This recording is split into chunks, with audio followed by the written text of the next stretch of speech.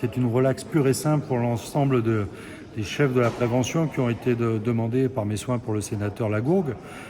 Pour le premier, qui était cette fameuse complicité de détournement de fonds, la procureure de la République avait lâché le morceau, entre guillemets, puisqu'elle elle reconnaissait qu'il n'y avait absolument aucun élément de preuve susceptible d'étayer cette accusation dans le dossier, hein, ce qu'a confirmé l'enquêteur de vive voix au début de cette audience.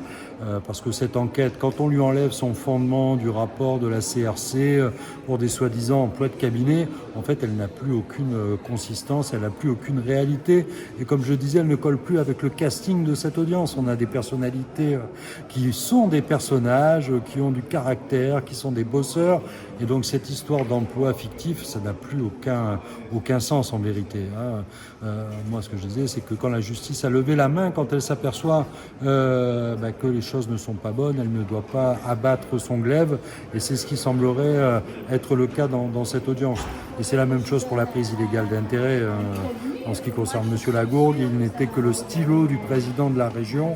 Comment on peut venir lui reprocher dans cette enceinte, qui est quand même infamante pour un personnage comme lui, des faits de cette nature? Ça ne tient pas la route.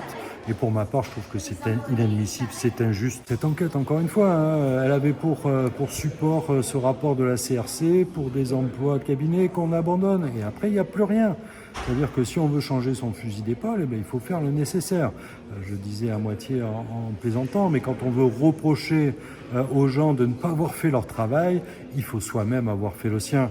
Et ce n'était pas le cas de cette enquête, puisque maintenant on reproche aux gens de ne pas avoir travaillé. On ne va pas voir s'ils ont été travaillés, on ne va pas interroger les témoins au prétexte que des témoins, ça peut mentir.